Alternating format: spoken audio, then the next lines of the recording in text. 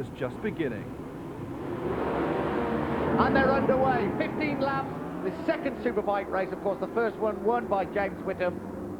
And it looks like a very good start again by Matt Llewellyn leads the way, but Hislop, Steve Hislop, who leads the championship by just 2 points from Whitham up into second place, and it looks like James Whitham in third place.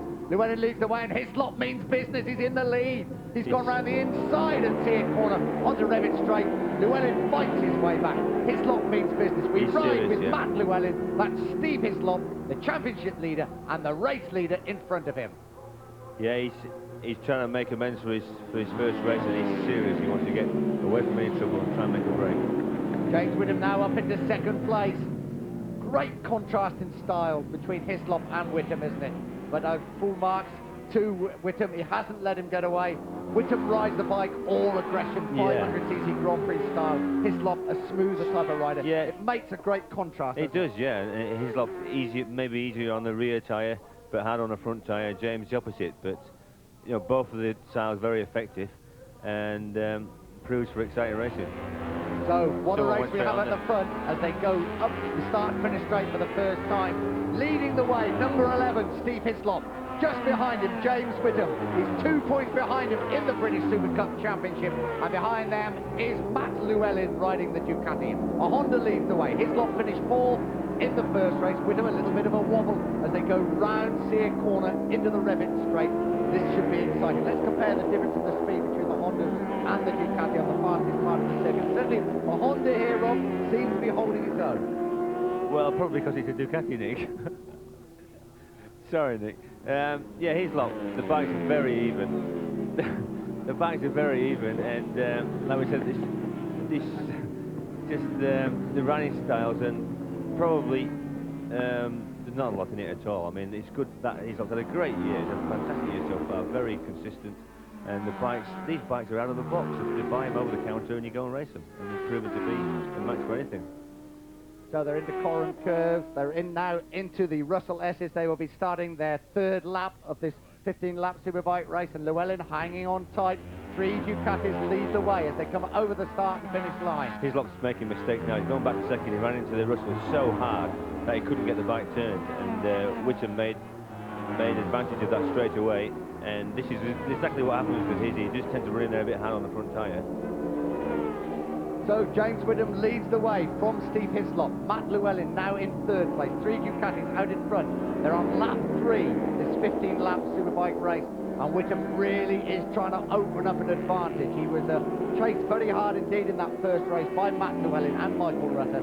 Down the Revitt Straight, 160 miles an hour before they sit up and brake. Whitham, Ducati twitching all over the track as he brakes. First he throws it left, then he throws it right. And Hislop will be disappointed that he made a mistake, won't he? I know he had a problem with the tyre in the first race. I think he chose a fairly soft compound, which didn't hook up at all. He's gone for the same tyre as us now, a harder one, which is he's never tried. He hasn't tried it once all weekend, so he's gone straight into a race with an untried setup. So maybe he's just getting used to that. Well, he certainly clawed back the advantage. Whitham still leads the way. We're riding with Matt Llewellyn, the 2 men in front of him and the 2 leaders. That's Hislop right in front of him in second place. Just beyond him as they go up the start and finish straight is James Whitham. They're starting lap 4. Over the start and finish line they go, and look at Llewellyn. Is he going to close on Hislop as they go into the right-hander at Richards Corner? James Whitham won the first race. Steve Hislop could only finish in 4th place.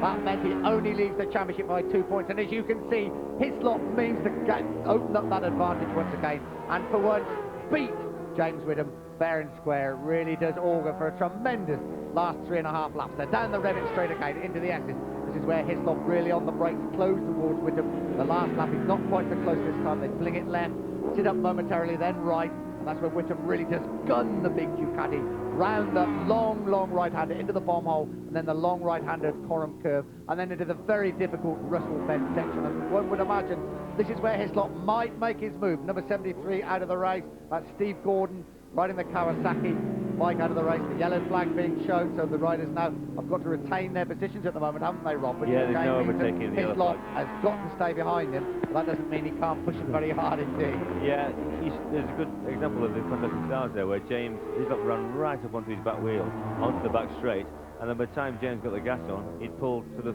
20-30 yards again, so whether he can if he can be patient and wait Hislop to try and get a drive with James. That's the only way he's going to get alongside him. 3 laps to go. The 2 top superbike races in Britain battling out here at Snetterton.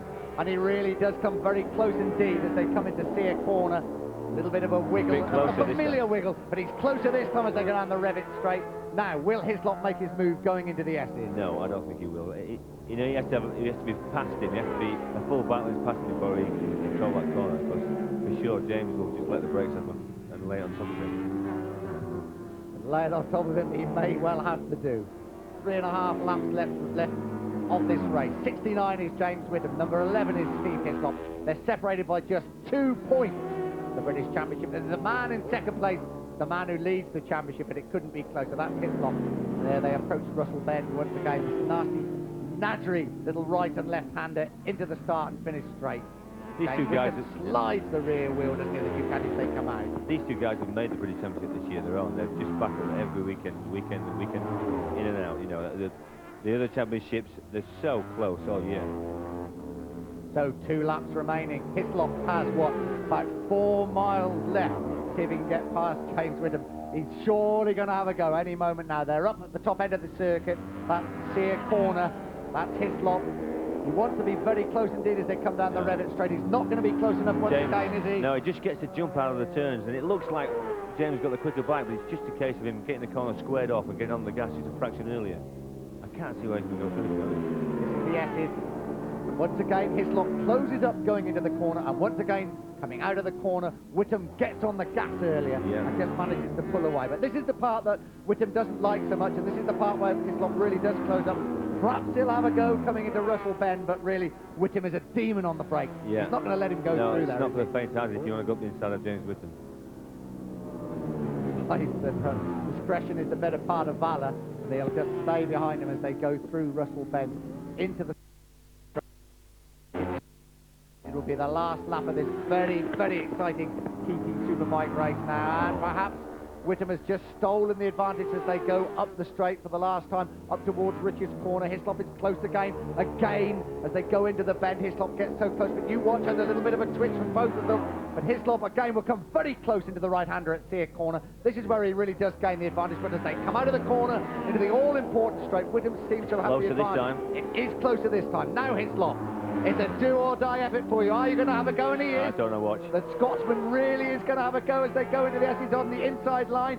Is he going to outbrake him? No, he's not. Or is he? Yes, he has. Oh, Hislop has gone through. Tremendous piece of riding there by Steve Hislop.